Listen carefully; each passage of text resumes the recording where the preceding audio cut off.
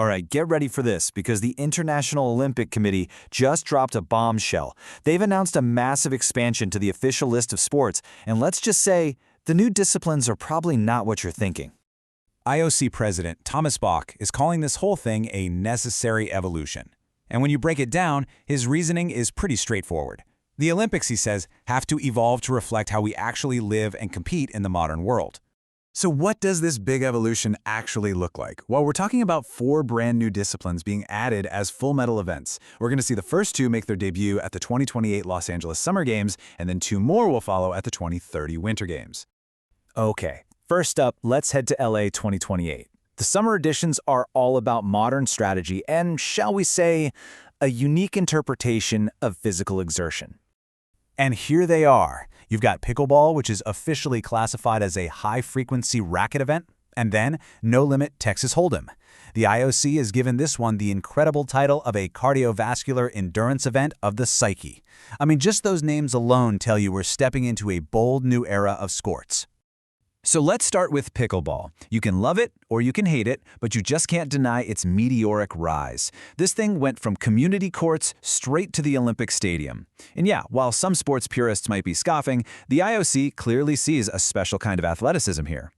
And the technical regulations are getting incredibly specific. You know that iconic pop sound the ball makes? It now has to meet a strict 85 decibel standard. Why? Well, officials say that is the precise acoustic sweet spot for properly agitating an entire suburb.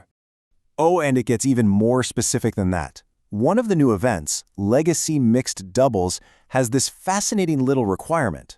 To qualify, one person on your team has to be either a former mid-level marketing executive or a retired orthodontist. It's to, honor the sport's roots. Now for the second summer sport, poker. Or as the IOC insists on calling it, a sedentary marathon. And they are making it absolutely clear. This is not a game of chance. No. They're treating this as the ultimate test of mental and physical control. To prove how serious they are, Los Angeles is building the Eris Poker Pavilion, a purpose-built windowless basement that's costing a staggering $412 million. Its climate control system is supposedly designed to maintain a permanent atmosphere of stale espresso and existential dread, which are considered peak conditions for competition. And the athletes are taking this incredibly seriously. Just listen to Team USA hopeful Marcus the Mute Henderson. He says the physical training is intense.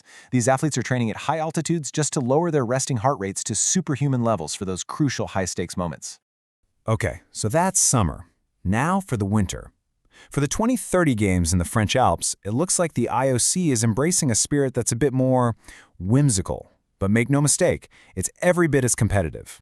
So I'd like to introduce you to artistic snow angelism.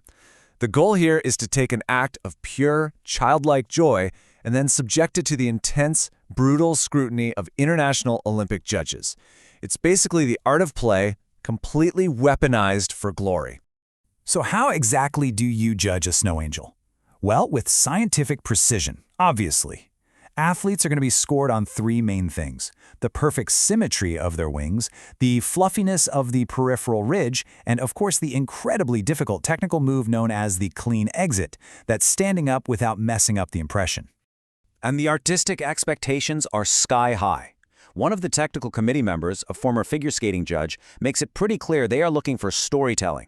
It's not just a shape in the snow, it's a whole narrative, a struggle of triumph against the elements. And to pair that grace with some real grit, we have competitive ballistic snowballing. CBS is a tactical team sport that mixes geometry, thermal management, and that grit you can only learn on a playground. Just think of it as the new biathlon. And you know the rule book has got to be thick. Top-tier doping violations include stuff like using mechanical snowball presses, secretly adding rocks or gravel for extra weight, and the most scandalous offense of all, using pre-frozen ice cores to make a denser snowball. So what's the bottom line with all this? I mean, beyond the spectacle, there are some very real criticisms about the costs and logistics of these new sports. But you guessed it, the IOC has a very clear response. Critics are pointing out some pretty absurd hurdles. For example, organizers in LA are apparently already facing a global shortage of plastic pickleballs, and the Winter Games Committee has to invest in artificial fluffing machines to make sure the snow is perfectly consistent for the Snow Angel competition. But the official strategy, coming right from the IOC's head of marketing, is all about relatability. The idea is people want to watch things they feel like they could do themselves, even if they never will. That connection, they hope, is going to lead to a ratings bonanza. And you know, this evolution is far from over. A demonstration event for competitive parallel parking is already on the schedule for LA in 2028. And if that goes well, there's talk of it becoming a full medal event in 2032. So, it really leaves us with this one question, doesn't it? If poker, pickleball, and maybe even parallel parking are on the Olympic stage, what other everyday activity deserves its moment of glory? It seems like in this new Olympic era, the possibilities are absolutely endless.